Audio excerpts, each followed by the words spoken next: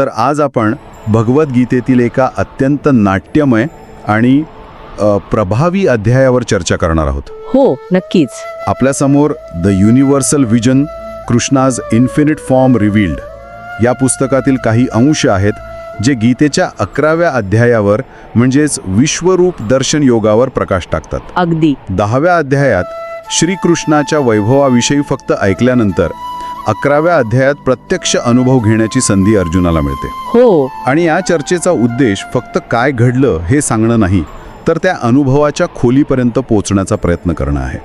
म्हणजे एका सामान्य माणसाला जेव्हा परमेश्वराचं विराट वैश्विक रूप दिसतं तेव्हा त्याच्या मनाची काय अवस्था होते. बरोबर. आणि हे समजून घेणं महत्वाचं आहे की हा अध्याय केवळ एका दैवी दर्शनापुरता मर्यादित नाहीये. नाही, अजिबात नाही. तो मानवी भीती, श्रद्धा, कर्तव्य आणि नियती यांसारख्या खूप मोठ्या संकल्पनांना स्पर्श करतो. खरंय. चला मग या स्रोतांमध्ये जरा खोलवर जाऊया. हो. तर कथेची सुरुवातच अर्जुनाच्या एका तीव्र इच्छेने होते. आतापर्यंतच्या उपदेशाने त्याचे सर्व भ्रम दूर झाले आहेत. हो, म्हणजे तो आता तयार झाला आहे. अगदी. पण आता त्याला केवळ ऐकून समाधान मिळत नाहीये. तो श्रीकृष्णाला म्हणतो की तुमचे जे अविनाशी रूप आहे ते मला प्रत्यक्ष पाहायचं आहे. आणि तो पुढे असंही म्हणतो की जर तुम्हाला वाटत असेल की मी ते पाहण्यास पात्र आहे तरच मला ते दाखवा. हो, ही नम्रता खूप महत्वाची आहे. अगदी. म्हणजे अर्जुनाची ही मागणी केवळ कुतूहलापोटी नाहीये, ती त्याच्या श्रद्धेची पुढची पायरी आहे. अच्छा. त्याने 10व्या अध्यायात श्रीकृष्णाचं ऐश्वर्य ऐकलं, पण आता त्याला त्या बौद्धिक ज्ञानाला अनुभवाची जोड द्यायची आहे. म्हणजे एक प्रकारे सत्तेची पडताळणी करण्याची तळमळ आहे. बरोबर.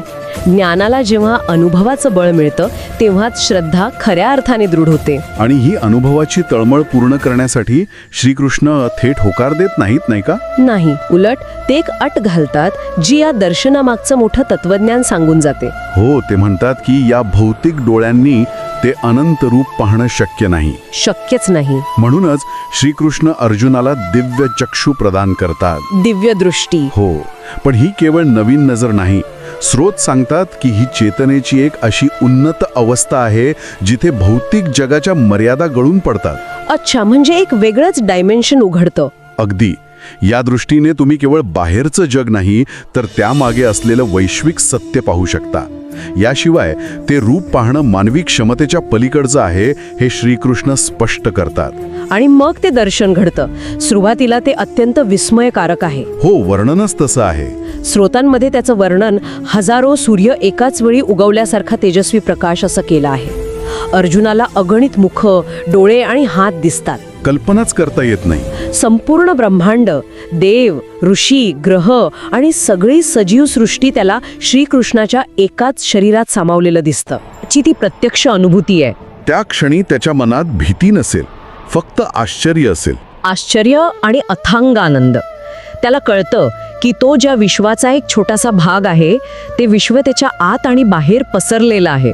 पण हा आनंद, हे आश्चर्य फार काळ टिकत नाही. आणि इथेच गोष्टीला एक अनएक्सपेक्टेड आणि धक्कादायक वळण मिळतं. हो, हे सुंदर आणि विस्मयकारक दृश्य अचानक भयानक रूप धारण करतं. बरोबर. अर्जुनाला श्रीकृष्णाचं कालरूप दिसू लागतं, म्हणजे काळाचं किंवा विनाशाचं रूप. आणि मला वाटतं हाच या दर्शनाचा सर्वात मोठा धडा आहे. कसा? की निर्मिती आणि विनाश ह्या दोन वेगवेगळ्या गोष्टी नाहीत, त्या एकाच सत्याच्या दोन बाजू आहेत. अच्छा. अर्जुनाला दिसतं की दोन्ही बाजूंचे महान योद्धे भीष्म, द्रोण, कर्ण श्रीकृष्णाच्या धगधगत्या मुखात ओढले जात आहेत आणि चिरडले जात आहेत. बापरे. जो देव काही क्षणांपूर्वी सर्व सृष्टीचा आधार वाटत होता तोच आता सर्व सृष्टीचा संहारक दिसू लागतो. सौंदर्य आणि विनाश एकाच वेळी एकाच रूपात पाहणं हा मानवी मनासाठी खूप मोठा धक्का आहे. हो. ही कल्पनाच किती भीतीदायक आहे. ज्याला आपण आपला मित्र, आपला मार्गदर्शक मानतो, तोच अचानक सर्व जगाचा संहारक म्हणून समोर उभा आहे. अर्जुनाच्या मनाची काय अवस्था झाली असेल. हो ना.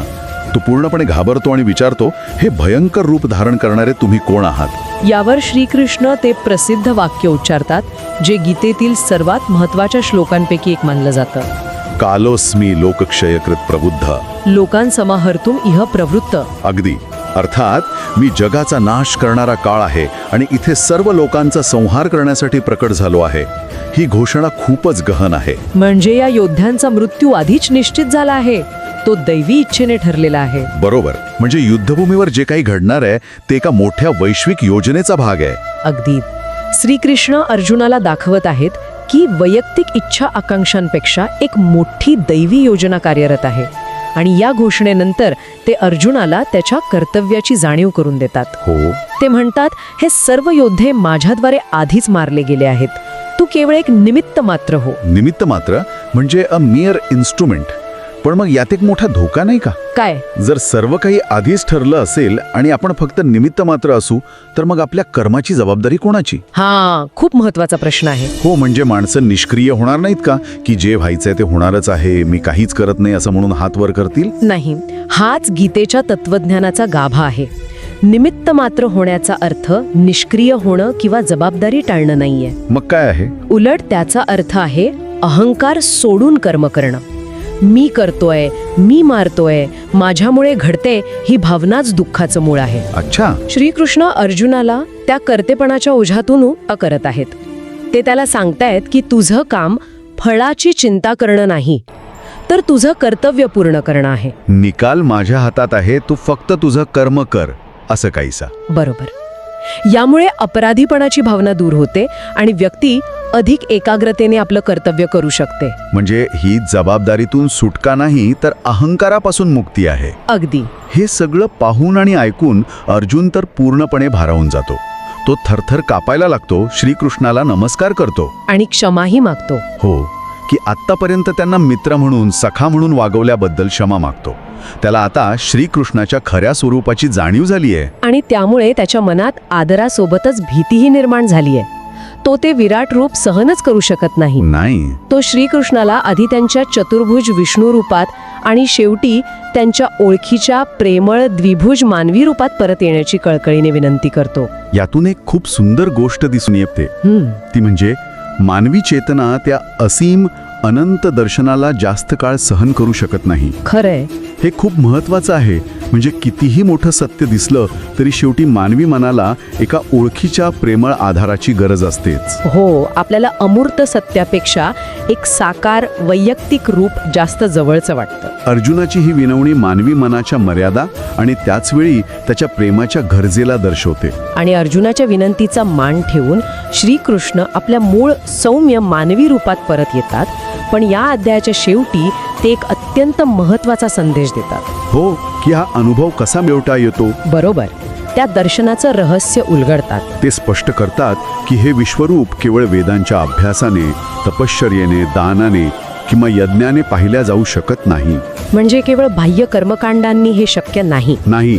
ते म्हणतात की हे दर्शन केवळ अनन्य भक्तीद्वारे शक्य आहे. अनन्य भक्ती म्हणजे नेमकं काय? स्रोतानुसार अनन्य भक्ती म्हणजे अशी भक्ती जी अविभाजित आहे, एकनिष्ठा आहे, ज्यात कशाचीही अपेक्षा नाही.